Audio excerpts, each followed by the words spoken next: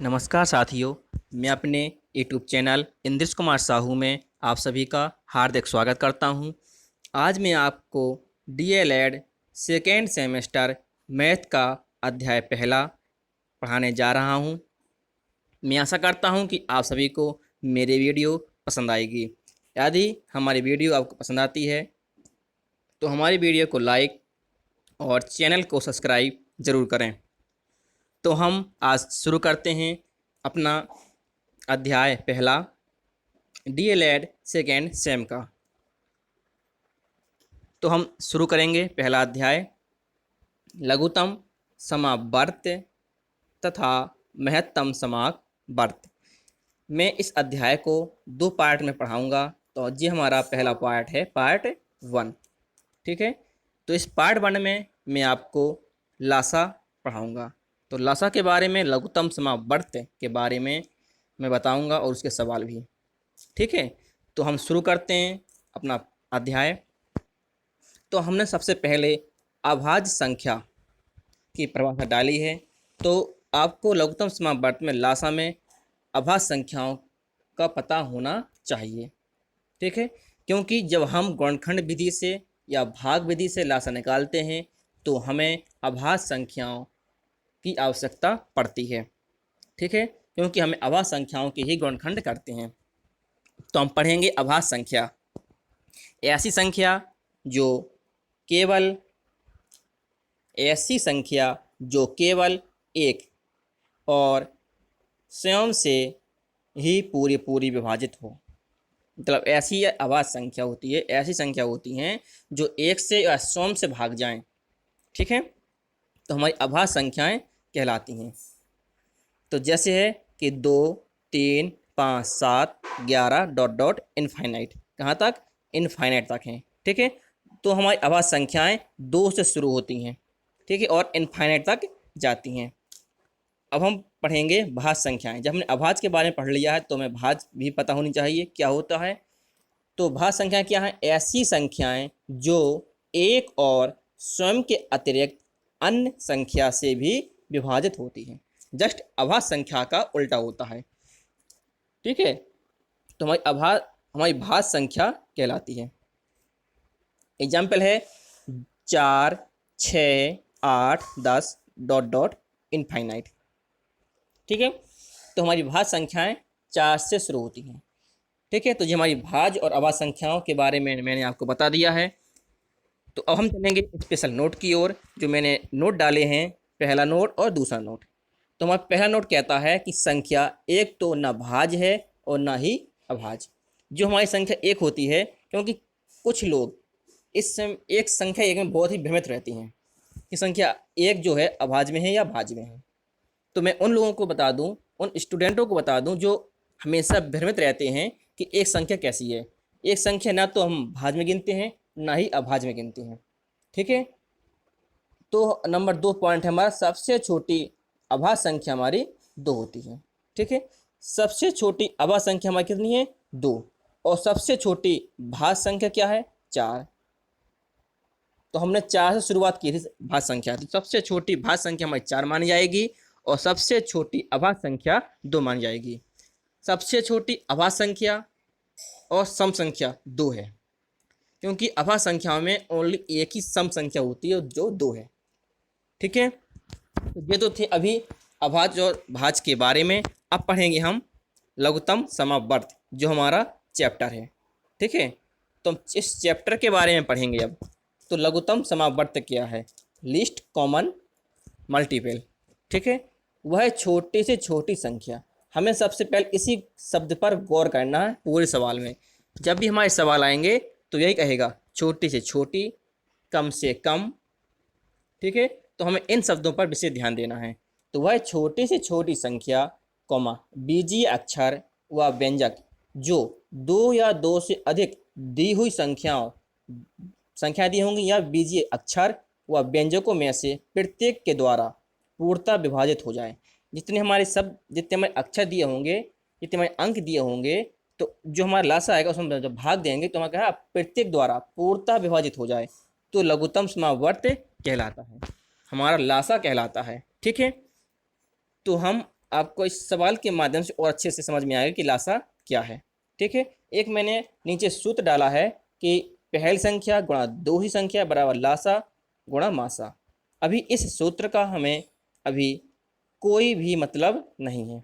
ठीक है, ये सूत्र मैंने ओनली अभी ऐसे डाल ही दिया, लिख दिया है। ये इस सूत्र की आवश्यकता हमें तब पड़ेगी जब हम लासा और मासा के बारे में पढ़ लेंगे, फिर हमारे सवाल आएंगे तो उसमें ये आवश्यकता पड़ेगी सूत्र की। ठीक है, इस सूत्र की हमारी तभी आवश्यकता पड़ेगी, लेकिन अभी नहीं है। ठीक है, अब हम चलेंगे नेक्स्ट। अब हम इसमें क्या पढ़ेंगे, अब इसमें हम पढ़ेंगे लघुत्तम समावर्त निकालने की विधियाँ। जो हमारी विधि हैं, जी हम लघुत्तम समावर्त लासा कैसे निकालें, इसकी जो विधि है उसके बारे में हम पढ़ेंगे। ठीक है, हमारी पहली विधि है अभाज्य गुणनखंड विधि। ठीक है, अब आ गया ना अभाज्य के बारे में, अभाज्य गुणनखंड।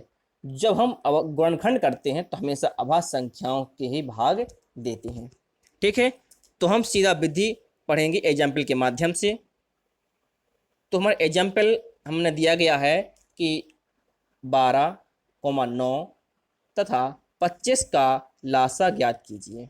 ठीक है, हमें यहाँ पर लासा ज्ञात करना है और कौन सी विधि से, गुणनखंड विधि से। ठीक है, तो हम क्या करेंगे, सबसे पहले अलग अलग सबके खंड करेंगे। 12 का खंड किया तो हम पहले 2 का भाग जाएगा तो यहाँ पर भागफल 6 आएगा, फिर 2 का जाएगा तो भागफल 3 आएगा, फिर 3 का जाएगा तो 1। तब तक हमें अभाज्य गुणनखंड करने हैं जब तक कि हमें 1 प्राप्त ना हो जाए। ठीक है, अब हम दूसरा निकालेंगे 9 का। तो पहले 3 का भाग जा रहा है तो 3 3 का 9, तो 3 आएगा भागफल, फिर 3 का भाग जाएगा तो 3 एकम 3। इसी प्रकार से 25 का, तो 5 5 25, फिर 5 जाएगा 5 एकम 5। ठीक है, तो इस प्रकार से हमारे इन संख्याओं के 12, 9, 25 के हमारे गुणनखंड हुए। तो हम इन गुणनखंडों को क्रम से लिख लेंगे। 12 का बराबर 2 गुणा 2 गुणा 3, 9 का 3 गुणा 3, 25 का 5 गुणा 5। ठीक, इस प्रकार से हमने लिख लिया। अब हमें निकालना क्या, लासा। लासा निकालते हैं तो क्या करते हैं, लासा में हम निकालने के लिए हम वे अंक लेते हैं जो सब में मिलते हों। ठीक है, जो सभी में कॉमन हो वो अंक लेते हैं, और जो शेष बचे, जो अंक शेष बचे होते हैं उनको भी हम लेते हैं। ठीक है, दोनों को लेते हैं, जो कॉमन है उनको तो लेना ही लेना है, और जो बचे हैं उनको भी लेना है। ठीक है, देखो इसमें हमें दिया है 2 गुणा 2, 2 हमारे कुछ में नहीं है लेकिन 2 हम लेंगे, तो 2 गुणा 2 लिया हमने, और 3 2 को 3, एक इसमें भी है और इसमें भी है तो हम 1 3 लेंगे, तो हमने 1 3 लिया। ठीक है, और 1 3 हमारा बचा है, 1 3 क्या हमारा बचा है, तो हमने 1 3 वो भी हमने बचा ले लिया। ठीक, जो बचा है उसको भी हमने ले लिया। और 5 गुणा 5 ये किसी भी नहीं है, कहाँ पर है, कोई भी संख्या में नहीं है, तो हम 5 गुणा 5 भी हम ले लेंगे। ठीक है, छोड़ना कुछ नहीं है, सब लेना है। तो हमारा बनेगा 2 गुणा 2 गुणा 3 गुणा 3 गुणा 5 गुणा 5। सबका हम आपस में क्या करेंगे, गुणा कर देंगे। जो हमारा गुणनफल आएगा वो हमारा लासा कहलाएगा। ठीक है, तो 900 हमारा इसका आंसर आएगा। तो ये थी हमारी गुणनखंड विधि। ठीक है, अब पढ़ेंगे हम भाग विधि। तो भाग विधि क्या कहता है, भाग विधि हम एग्जाम्पल के माध्यम से समझेंगे। तो 36 24 20 का लासा ज्ञात कीजिए। ठीक है, हम गुणनखंड विधि में क्या करते थे, सबका अलग अलग खंड करते थे। क्या करते थे, सबका अलग अलग गुणनखंड किया करते थे। ठीक है, लेकिन इस सब भाग विधि में नहीं है। भाग विधि में हम सबको इकट्ठा लेते हैं, जितनी भी संख्याएं होंगी भाग विधि में सबको इकट्ठा लेंगे, और इकट्ठा ही हम उसका हम क्या करेंगे, गुणनखंड करेंगे। ठीक है, तो हमारा संख्या है 36 24 20, तो हमने लिखा 36 24 20, हमने संख्या लिख ली और गुणनखंड करना हमने शुरू किया। ठीक है, तो सबसे पहले हमारा 2 का भाग जाएगा, तो मैं 2 लिखा। 2 का भाग 36 में देंगे तो 18 बार जाएगा, 2 का भाग 24 में देंगे तो 12 बार जाएगा, 2 का भाग 20 में देंगे तो 10 बार जाएगा। ठीक है, अभी फिर हमारा 2 का जाएगा तो 2 लिखेंगे यहाँ पर, 2 का भाग 18 में देंगे तो 9 बार जाएगा, 2 का भाग 12 में देंगे तो 6 बार जाएगा, 2 का भाग 10 में देंगे तो 5 बार जाएगा। ठीक है, अच्छे से समझना, अभी हमारे सवाल भी आएंगे उनको भी आपको लगाने पड़ेंगे। ठीक है, फिर 2 का जाएगा तो 9 में भाग नहीं जाएगा, तो 9 हम ज्यों का त्यों लिख देंगे। 2 का भाग 6 में जाएगा तो 3 लिखेंगे, 2 का भाग 5 में नहीं जाएगा तो 5 ज्यों का त्यों लिखेंगे। ठीक है, अब हमारा 3 का भाग जाएगा तो 3 भाग 9 में देंगे तो 3 3 का 9, 3 बार जाएगा, 3 का भाग 3 में देंगे तो 1 बार जाएगा, 3 का भाग 5 में नहीं जाएगा तो 5 हम ज्यों का त्यों लिखेंगे। फिर 3 का भाग देंगे तो 3 एकम 3, 1 एकम 1, 1 तो ज्यों के त्यों, और 3 का भाग 5 में नहीं जाता तो 5 हम ज्यों का त्यों लिखेंगे। ठीक है, अब 5 का भाग देंगे तो 1 1 1 1, 5 एकम 5 तो 1। हमें तब तक गुणनखंड करने हैं जब तक कि हमें नीचे 1 1 प्राप्त ना हो जाए। ठीक है, अब जितने भी जो हमें गुणनखंड प्राप्त हुए हैं, यहाँ पर जितने भी जो गुणनखंड प्राप्त हुए हैं सबका हम आपस में क्या करेंगे, गुणा करेंगे। गुणा करने पर जो हमारा गुणनफल आएगा वो हमारा आंसर कहलाएगा। जो हमारा गुणनफल आएगा वो हमारा आंसर कहलाएगा। तो 360 हमारा इसका आंसर हुआ। ठीक है, तो ये तो थे हमारे भाग विधि और गुणनखंड विधि। पहले नंबर पे मैंने आपको अभाज्य गुणनखंड विधि बताई, दूसरे पे मैंने आपको भाग विधि बताई। अब चलेंगे हम सवालों की ओर। ठीक है, सवाल क्या कह रहा है? सवाल हमें उस प्रकार से लगाने हैं जो सवाल कहता है। यदि आपको सवाल में विधि का नाम दे दिया है तो आपको उसी विधि से सवाल हल करना पड़ेगा। ठीक है, जो विधि हमें सवाल में दी है तो उसी सवाल को उसी विधि से हम हल करेंगे। यदि जब सवाल में कोई विधि नाम लिख कर नहीं दी है, फिर आपकी मर्जी है कि आपको गुणनखंड विधि से हल करना है या भाग विधि से। ठीक है, तो हमारा पहला सवाल है कि 12 16 का गुणनखंड विधि से लासा निकालो। तो हमारा यहाँ पर नाम दे दिया है कि गुणनखंड विधि से ही हल करना है, तो हम यहाँ पर भाग विधि नहीं लगा सकते। ठीक है, तो हम गुणनखंड करेंगे तो 12 का अलग करेंगे और 16 का अलग करेंगे। ठीक है, तो 12 का किया हमने तो 2 6, इसका हमने गुणनखंड कर लिया। ठीक है, अब आपको गुणनखंड करना आना लगेगा, अब आपको बनने लगेगा आना। ठीक है, मैं ऐसा करता हूँ कि आपको गुणनखंड आने लगे होंगे। एक बार मैं और समझा देता हूँ आपको गुणनखंड कैसे किए जाते हैं। तो पहले हमारा 2 का भाग जाएगा, तो 2 का भाग हम 12 में देंगे तो 6 बार जाएगा, तो 6 हम इसका भागफल लिखेंगे 6। ठीक है, 2 का भाग जाएगा फिर 3 6 में तो 3 बार जाएगा, 3 का 1 बार। हमें तब तक गुणनखंड करने जाता है कि हमें 1 प्राप्त ना हो जाए। ठीक, इसी प्रकार से हम 16 का करेंगे। तो 2 का भाग जाएगा 8 बार, फिर 2 का जाएगा 4 बार, फिर 2 का 2 बार, 2 का 1 बार। ठीक है, इस प्रकार से हम ये गुणनखंड कर लेते हैं। यदि आपको मौखिक भाग देना यहाँ पर नहीं आता है तो आप रफ में भी भाग दे सकते हैं कि हमने 2 का भाग दिया 16 में, कितना बार आ गया 8 बार, 8 दूनी 16। तो हमारा भागफल कितना आया 8 आया। तो हम यहाँ पर क्या लिखते हैं, भागफल ही लिखते हैं यहाँ पर, और कुछ नहीं लिखते हैं, ओनली भागफल। ठीक है, तो अब हम क्या करेंगे, 12 के हमने खंड लिख लिए, 2 गुणा 2 गुणा 3। 16 का लिख लिया 2 गुणा 2 गुणा 2 और गुणा 2।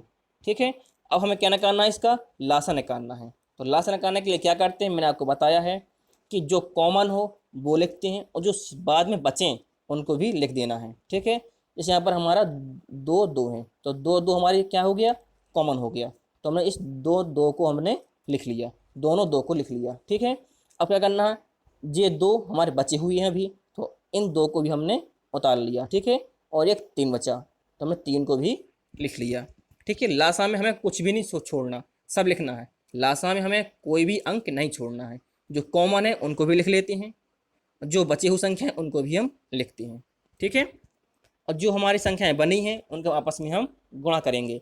तो 2 गुणा 2 गुणा 2 गुणा 2 और गुणा 3, तो हम गुणा करेंगे तो हमारा 48 आएगा। तो 48 हमारा लासा आंसर कहलाएगा।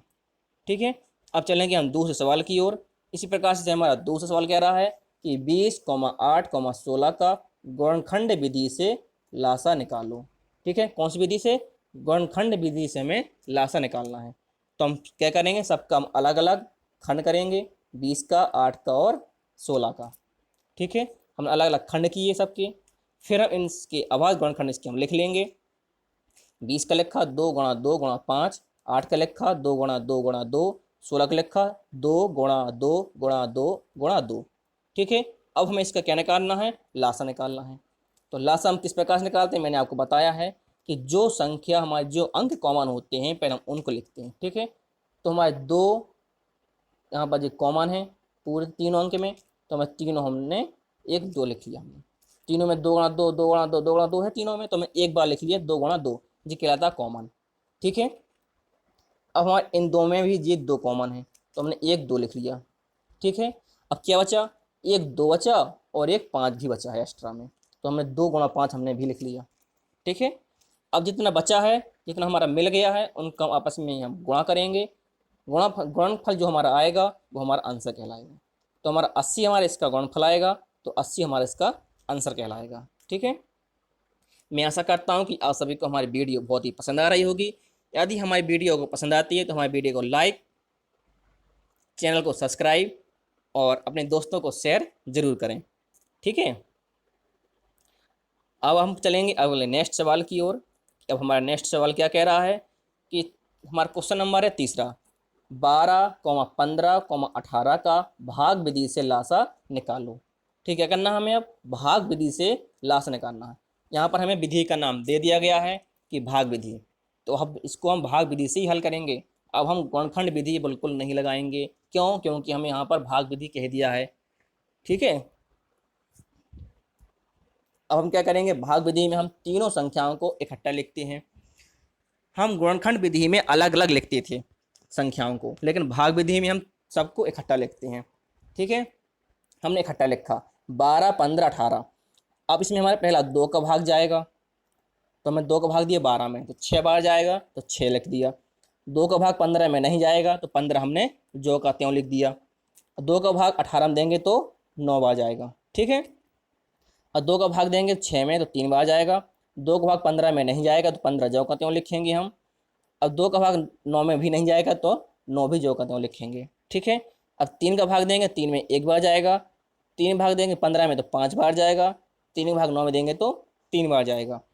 3 का फिर भाग देंगे, 3 का भाग 1 में देंगे तो 1 ही आएगा वो तो। 3 का भाग 5 में नहीं जाएगा, तो 5 का 5 लिखेंगे। और 3 का भाग 3 में देंगे तो 1 बार जाएगा।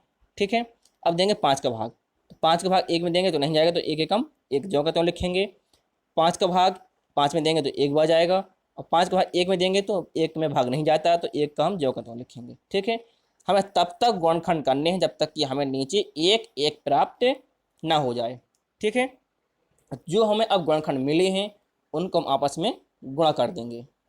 ठीक है, गुणनफल जो हमारा आंसर आएगा, जो हमारा गुणनफल आएगा, गुणनफल आएगा 180 आया, तो 180 हमारा इसका आंसर कहलाएगा। ठीक है, अब चलेंगे हम नेक्स्ट सवाल की ओर।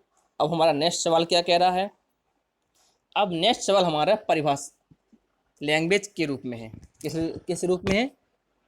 थ्योरी के रूप में है, थ्योरिटिकल आ गया। अभी हमें अंक दिए गए थे सीधा सीधा, अब आ गया गुणनखंड कैसे लिखना है, अब हमें कैसे इसको हल करना है वो हम आपको समझाएंगे। हमारा चौथा सवाल है कि वह छोटे से छोटी संख्या ज्ञात कीजिए। जब मैंने आपको परिभाषा बताई थी लासा की, तो मैंने आपको बताया था कि जब सवाल में छोटे से छोटी आए या कम से कम आए, इस शब्द पर हमें गौर करना है। ठीक है, छोटे से छोटी आ गया तो इसका मतलब हमें लासा ज्ञात करना है।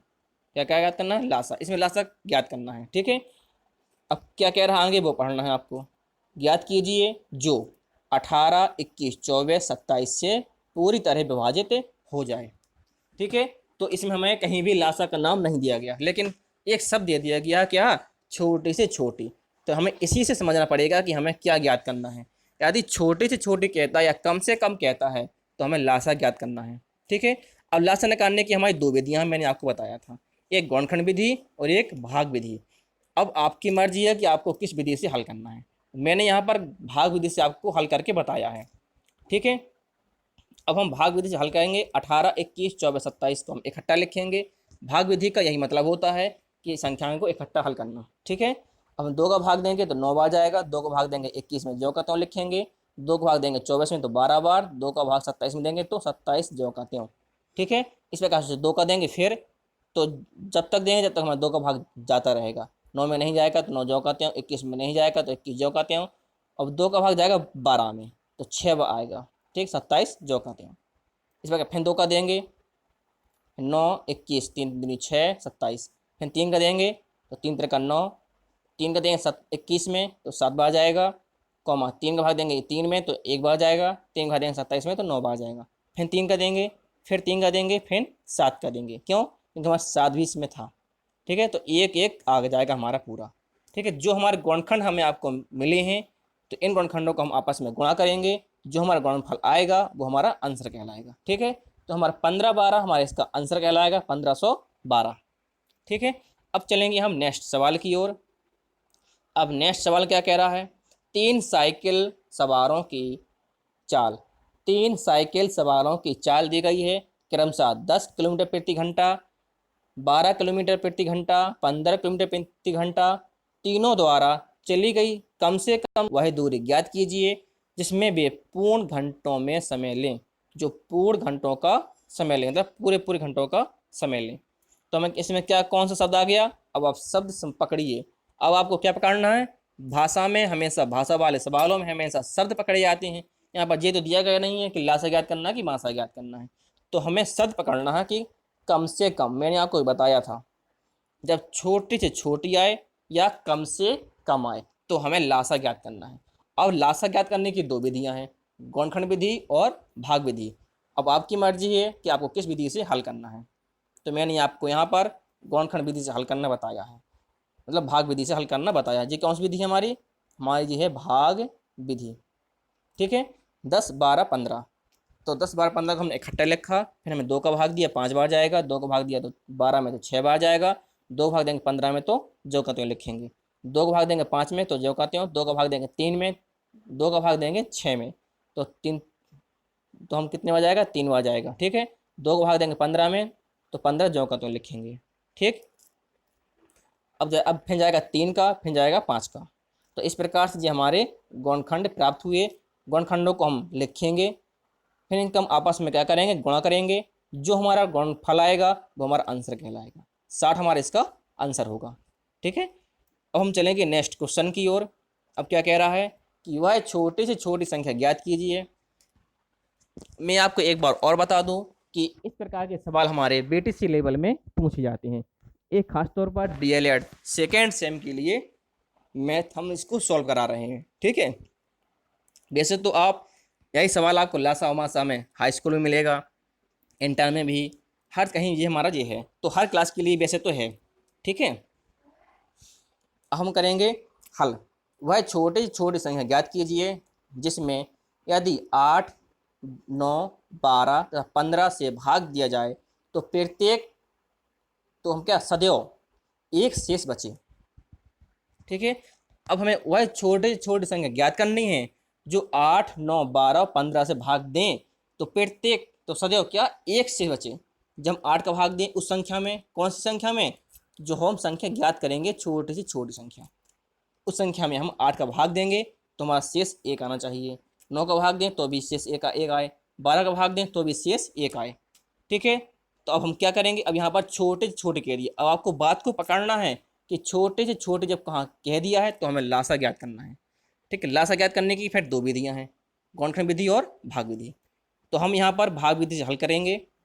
8, 9, 12, 15 को इकट्ठा लिखा, 8, 9, 12, 15 को हमने इकट्ठा लिखा। ठीक है, अब हम 2 का भाग देंगे तो 8 में देंगे तो 4 बार जाएगा, 2 का देंगे 9 में तो जो करते हो, 2 का भाग देंगे 12 में तो 6 बार जाएगा, 2 भाग देंगे 15 में तो जो करते हो, क्योंकि 15 में भाग नहीं जाता है। फिर 2 का देंगे, फिर 2 का देंगे, फिर 3 का देंगे, फिर 3 का देंगे, फिर 5 का देंगे। तब तक भाग देना जब तक कि हमें एक एक एक मतलब प्राप्त ना हो जाए।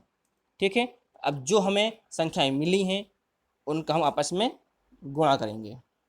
ठीक है, तो ये गुणाफल करेंगे तो गुणा हमारा कितना आएगा, 360 आया।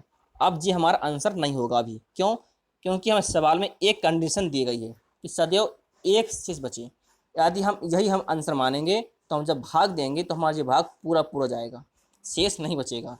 तो जब एक शेष कह रहा है कि एक शेष बचे तो क्या करेंगे, इस संख्या में जो संख्या में प्राप्त हुई है उस संख्या में हम एक जोड़ देंगे। क्या करेंगे, एक जोड़ देंगे। तो हम लिखेंगे जब सदैव एक शेष बचे तब 360 प्लस 1, 361। तो हमारा 361 हमारा आंसर कहलाएगा। अब आप भाग देकर देख सकते हैं कि अब 8 का भाग देंगे 361 में तो हमारा कितनी बार जाएगा, पहले 4 बार जाएगा, 32 आएगा, 4 आएगा 1, फिर हम भाग देंगे तो 5 बार जाएगा, 8 5 40, तो हमारा एक शेष बचा हमारा एक शेष। तो वही सवाल कह रहा था कि सदैव वह छोटे से छोटी संख्या ज्ञात कीजिए जो 8, 9, 12, 15 में से भाग दें तो हमें प्रत्येक सदैव हमें एक शेष बचे। तो वही हमारा जी एक शेष है जो हमने एक यहाँ पर जोड़ा था। ठीक है, अब तुम 9 को भी भाग देकर देख सकते हो, 12 का भी देख सकते हो और 15 का भी देख सकते हो। ठीक है, अब हम चलेंगे नेक्स्ट सवाल की ओर। वह छोटे से छोटी संख्या ज्ञात कीजिए जिसमें 4, 5, 6, 7, 8 से भाग देने पर 3, 4, 5, 6, 7 शेष बचे।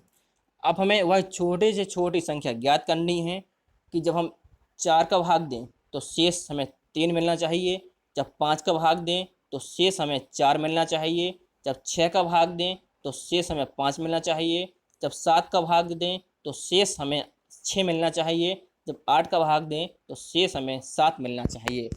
अब हमें ऐसी संख्या ज्ञात करनी है छोटी छोटी जो हमें इस प्रकार से शेष फल हमें प्राप्त हो। तो हम क्या करेंगे, पहले हम संख्या से शेष फल घटाएंगे। ठीक है, जो हमारी संख्याएं दी गई हैं उन संख्याओं से हम शेषफल घटाएंगे।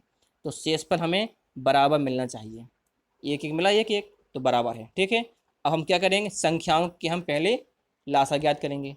संख्याएं हमारी क्या थी, 4 5 6 7 8, ये हमारी संख्याएं थी।